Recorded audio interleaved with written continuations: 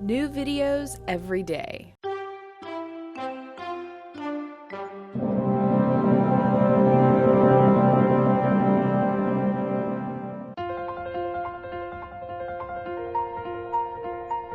When you think about hot dogs and hamburgers and French fries and fried chicken, what do you put on all that stuff? Well, you put on ketchup.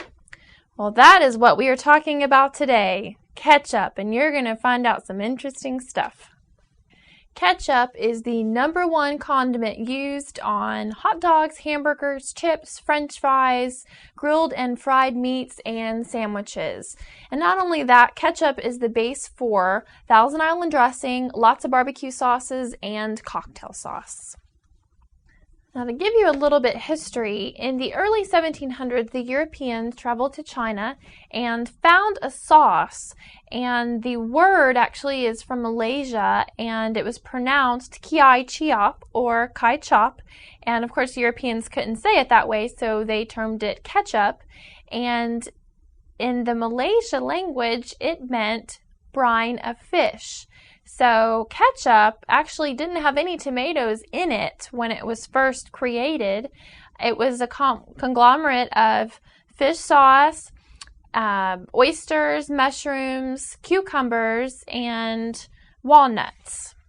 About 15 years later, in 1727, the first ketchup recipe was published in a cookbook. And let me just read you the ingredients.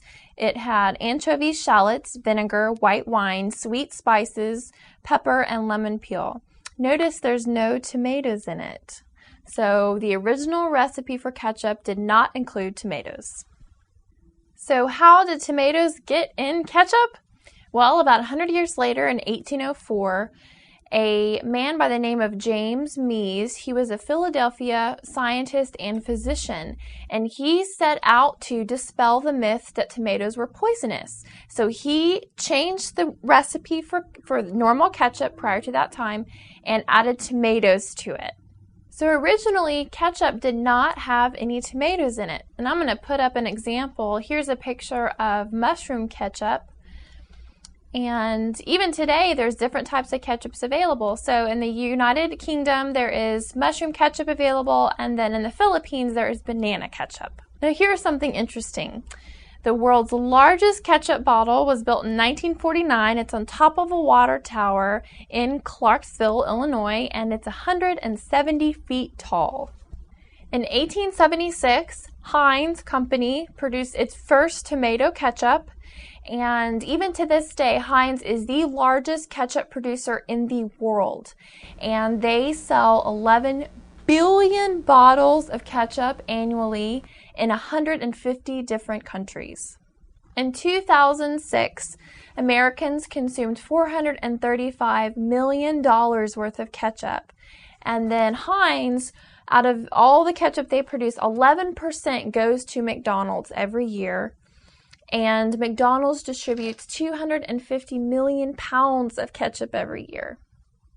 So that's a little bit of history about ketchup. And our modern day ketchup is very different from what it used to be.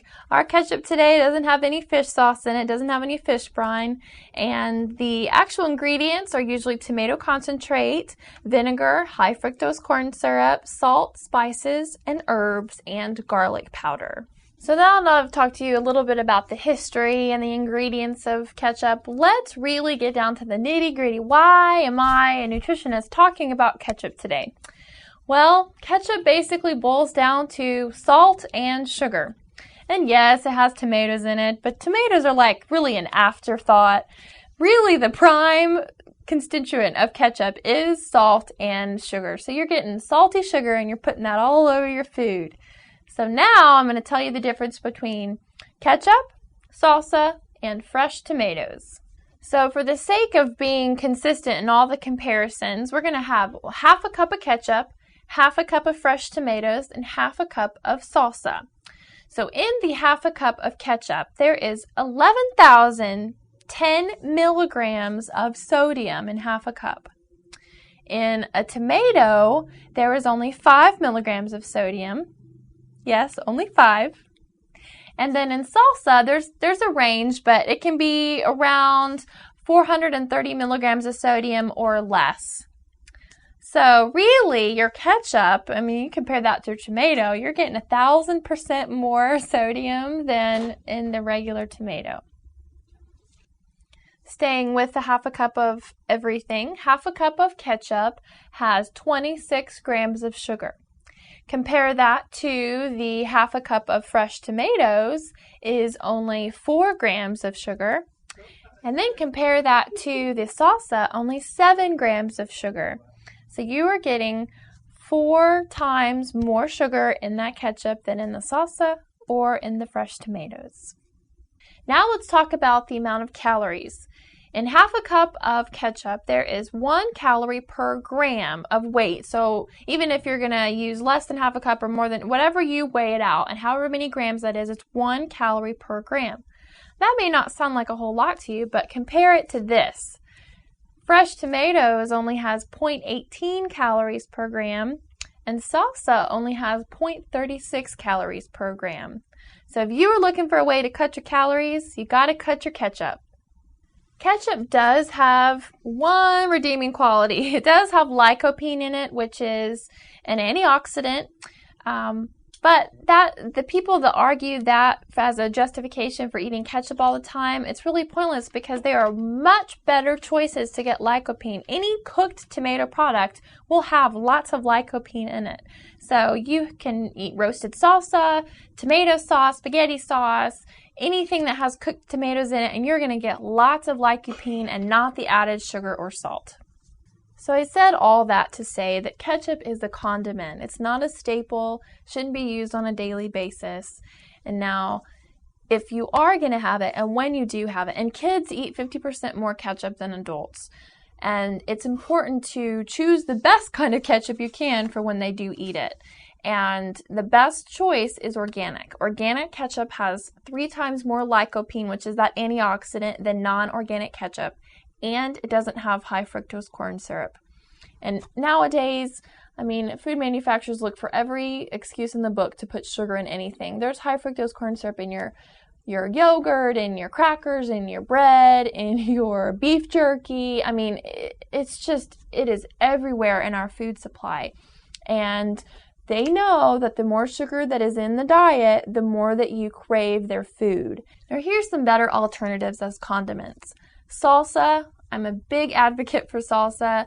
It's fresh, it has a lot of vegetables, ingredients in it.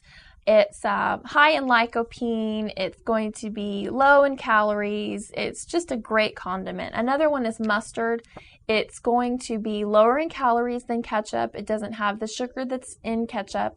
And mayonnaise is another good one as a condiment if you use it in moderate amounts. In Europe, it's used a lot. And it's their alternative to a common condiment like in the U.S., which is our ketchup. And yes, mayonnaise is higher in fat and calories, but it is going to be very minimal in sugar, which is the key. So there you have all the good stuff about ketchup. And let me know if you want to know any information about some other foods out there. Leave your comments, please subscribe, rate the video, and I'll see you next time. Bye-bye. If you liked this video, we have hundreds of more alternative videos ranging from sexual health to psychology to mind control. So if you liked it, go ahead and click on me to enter the Psychetruth channel.